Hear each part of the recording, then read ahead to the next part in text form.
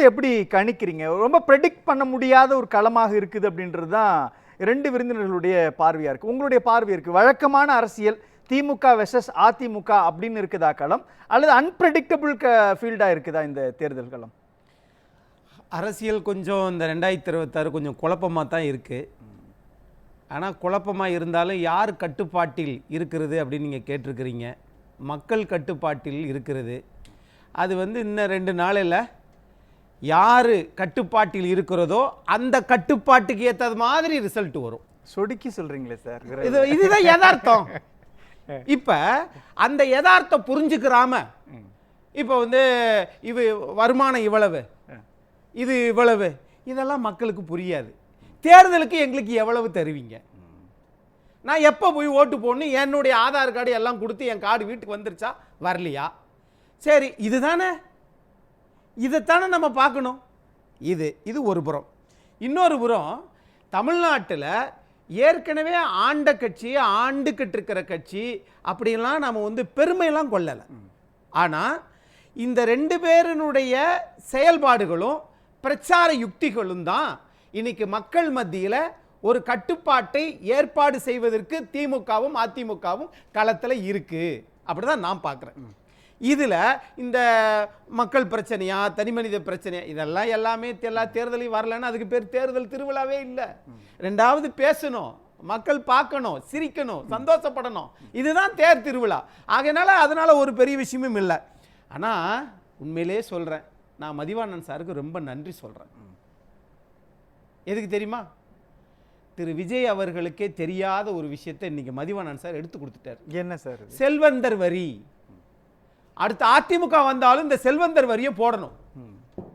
ஆகையினால இந்த இதை எப்படி கண்டுபிடிச்சாங்கன்னு தெரியல. ஆனால் செல்வந்தர் வரியை போடணும்னு சொல்லக்கூடியவங்க தான் நீதிமன்றத்தால 1,20,00,000 நீங்க தண்டத்தொகை ஃபைன் அமௌண்ட் கட்டுங்கன்னு சொல்லுச்சு. அதத்தான் நாங்களும் சொல்றோம். அப்போ செல்வந்தர்களுக்கு வருமானம் வந்ததுனால தானே செல்வந்தர் வரி போடுறீங்க. வருமானமே இல்லைன்னா அன்றாட காட்சியா ரோட்ல இருப்பாங்க. ஆனால் எல்லா மக்களுக்கும் உணவு, உடை, வாழ்வாதாரம், தேவையான ஆசைகளை நிறைவேற்றிக் கொள்வதற்கு ஒரு அரசாங்கம் என்னவெல்லாம் செய்ய முடியுமோ சக்திக்கு தகுந்தாற் போல அதை தாங்க செய்ய முடியும். இதையெல்லாம் தாண்டி நாம திமுக 8,000 ரூபாய் கூப்பன் தருது, அதிமுக 10,000 ரூபாய் கொடுக்குறேன்னு சொல்லுது. சரி ரைட்டுங்க, இந்த 10,000 ரூபாயும் 8,000 ரூபாய் வச்சு தேர்தல் முடிஞ்சிடும். முடிஞ்ச பிறகு நம்மளை யாருமே சீண்ட மாட்டாங்க. ஆனால் ஒன்று, மின்சார கட்டணம் குறையுமா? குறைப்போம்னு திமுகவை அதிமுகவை சொல்லுச்சா? ஏன்னா மின்சாரத்தை தொட்டா கரண்ட் இழுக்குன்னு தெரியும் உங்களுக்கு. அப்போ இந்த இடத்துட்ட 2 பேரும் மின்சார கட்டணத்தை உயர்த்துவேன் அப்படின்ற ஒரு நிலைப்பாட்டை எடுத்தாங்கன்னா இயல்பா அடுத்த கட்டத்துக்கு தானே போகும், ஆப்ஷன் தானே தேடுவாங்க அடுத்து மக்கள். நான் என்ன சொல்ல வரேன்னா, எதெல்லாம் நமக்கு ஷாக் அடிக்குமோ அதெல்லாம் விட்டுருவாங்க. விவசாயிகளுடைய இடுபொருள் மானியம் அதை கூட விடுங்க, தேர்தல் முடிஞ்சு போயிடும். தமிழ்நாட்டில் எல்லா ஊர்லேயும் அரசாங்க பள்ளிக்கூடத்தை மூடுறாங்க. ஆனால் தனியார் பள்ளிக்கூடத்தை மதிவாணன் சாருக்கெல்லாம் தேவைப்படாது. ஏன்னா செல்வந்தர், அவர் பென்ஷன் வாங்குறாரு, அவருக்கு தேவைப்படாதுன்னு வச்சுக்கோங்களேன். ஆனால் எங்களை மாதிரி ஆளுக்கெல்லாம் தேவைப்படுது. இன்னைக்கு பசங்களை தனியார் பள்ளிக்கூடத்தில் இது பண்ணும்போது இந்த தனியார் பள்ளிகள் தனி மனிதனுடைய ரத்தத்தை உறிஞ்சி இழுக்கிறது. சார் எனக்கு புரியுது. இத பத்தி யாராவது பேசுறாங்களா? இல்ல அக்னி சார், ஏறக்குறைய ஒரு 30 நாட்களுக்கு மேலாக இந்த பிரச்சாரம் நடக்குது.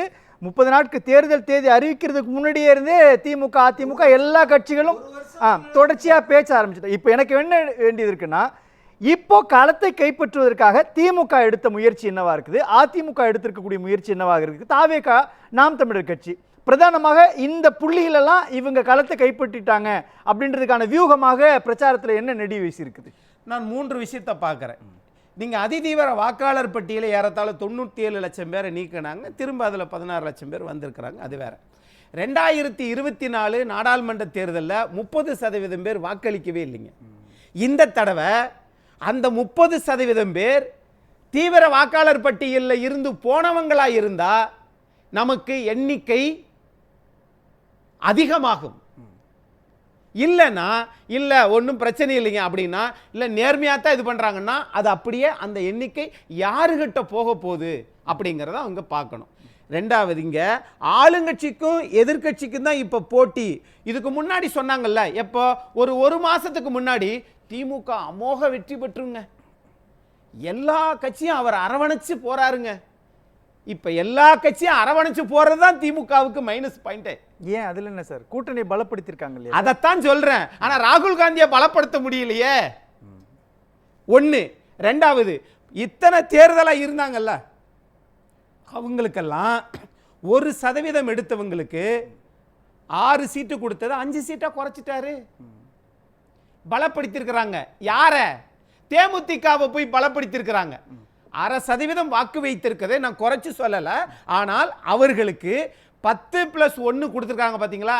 இது விசிகாவுட்டையும் கம்யூனிஸ்ட் இயக்கங்கள்ட்டையும் ஒரு சார் புரியுது சார் எனக்கு நீங்க சொல்றது. இந்த புள்ளியை நீங்க வெளியில இருந்து பார்க்கிறப்போ லாஜிக்கா ஒர்க் ஆகலாம். இல்ல நான் உள்ள இருந்தே கேட்டு சொல்றேன். இல்ல சார், அதுக்கு திமுக ஒரு லாஜிக் வச்சிருக்கும் இல்லையா? ஏன்னா அவங்க தான் வெற்றி பெறணும்னு நல்ல பாயிண்ட். கரெக்ட். திமுக ஒரு லாஜிக் வச்சிருக்கு. ராகுல் காந்தி நமக்கு ஒத்துழைக்க மாட்டேங்கிறாரு, தேமுதிகவுக்கு அதிக சீட்டு கொடுத்ததனால உள்கட்சிக்குள்ளே பிரச்சனை இருக்கு, அதனால என்ன பண்ற, சமூக வலைதளங்களை பணத்தை கொட்டி இறைச்சி எல்லா ஒரு சாதாரண செல்போன்ல உள்ள போய் பார்க்க போங்க, 20 செகண்ட் நல்லாட்சி தராரு, தமிழ்நாடு வெல்லட்டும். எப்ப இந்த 5 வருஷம் அப்புறம் தமிழ்நாடு என்ன நொந்து போய் இருந்துச்சா என்ன? அப்ப களத்தை கைப்பற்றிட்டாங்கன்னு தானே சார் அர்த்தம்? அப்ப பயத்தின் வெளிப்பாடுன்னு அர்த்தம் சார். பிரச்சாரத்தினுடைய யுக்தி சார் அது. அதுதான் சமூக வலைதளங்களினால் பிரச்சார யுக்தி வந்துச்சு அப்படின்னு சொன்னா, நீங்க யாராவது தமிழ்நாட்டில் ஒருத்தர் இந்த கேள்வியை கேட்டிருக்கிறாரா? திரு எடப்பாடி பழனிசாமி அவர்கள் மட்டும்தான் கேட்கிறார். நான் கேட்கிறேன், தமிழ்நாட்டுக்குள்ள சட்டமன்றம் நடக்கணுங்க, அந்த சட்டமன்றத்துக்குள்ள எதிர்க்கட்சி தலைவர் முன்னாள் முதலமைச்சர் மைக்கே ஆஃப் பண்றாங்கன்னா, ஒரு 5 ஆண்டுகளுக்கு ஒரு ஆண்டுக்கு 100 நாள் 500 நாள் சட்டமன்றம் நடந்திருக்கணும். ஆனால் தமிழ்நாட்டில் வெறும் 161 நாள் தான் சட்டமன்றம் நடந்திருக்குது. அக்னி சார் புரியுது எனக்கு. ஆனா இதெல்லாம் பார்த்து மக்கள் வாக்களிப்பாங்கன்னு சொல்றீங்களா? படிச்சவர்கள் மத்தியில் பார்க்க மாட்டாங்களா? ஆனா நீங்க விலைவாசி பார்க்க மாட்டாங்களா? புரியுது. எடப்பாடி பழனிசாமி முதலமைச்சரா இருக்கும்போது மின் கட்டணம் இவ்வளவு ஏறுச்சா, சொத்து வரி ஏறுச்சா? புரியுது சார். ஆனா நீங்க உங்களுடைய உரையை தொடங்குறப்ப என்ன சொன்னீங்க? விரல சொடுக்கி ஒரு குறியீடு சொன்னீங்கல்ல, இப்ப அதுதானே டாமினேட் பண்ணுவாங்க. அது 2 நாள் கழிச்சு அதே டாமினேஷன் எல்லாரும் பண்ணுவாங்கல்ல, எல்லாரும் பண்ணுவாங்கல்ல. ஆகவே இவர்கள் என்னன்னா, மக்கள்கிட்ட கொண்டு போய் சேர விடாமல் ஒரு செய்தியை மூலச்செலவு செய்யறாங்க. நல்லாட்சி தொடரணும், இவர் தமிழ்நாடு முதலமைச்சர் திரும்ப ஆட்சிக்கு வரணும்னா, தமிழ்நாட்டு மக்கள் முதலமைச்சர் மு.க. ஸ்டாலின் வார்த்தையை நம்பினால் இன்னைக்கு கட்டக்கூடிய 78,000 ஒரு ஆண்டுக்கு 78,000 கோடி வரி கட்டுறோம்ல, திரும்ப திமுக வந்துருச்சுன்னா 1.5 லட்சம் கோடி வட்டி மட்டும் கட்ட வேண்டியது வரும். இதுவரைக்கும் இருந்த சுதந்திர நாட்டில் எத்தனை முதலமைச்சர் வாங்கிய கடன்? வெறும் 5 லட்சம் கோடி. ஆனால் கடந்த 5 ஆண்டுகளில் 5,65,000 கோடினா, இவ்வளவு பணத்தையும் மக்களுக்கு நீங்க நல்லது செஞ்சிருந்தா இவ்வளவு விளம்பரம் தேவையில்லையே, இவ்வளவு கூட்டணி தேவையில்லையே, திமுக தனிச்சே நின்றுக்கலாமே. சார், மக்கள் கருத்தை ஏத்துக்கிற திமுகவுக்கு அதிமுகவுக்கு தான் போட்டி. திமுக சொல்லால் ஆட்சி செய்ய நினைக்குது, அதிமுக செயலால் ஆட்சி செய்ய நினைக்குது. திமுகவில் 4 அதிகார மையம் இருக்குது, அண்ணா திமுகவில் அந்த கட்சி ஒன்றுதான் அதிகார மையம். நன்றி சார்.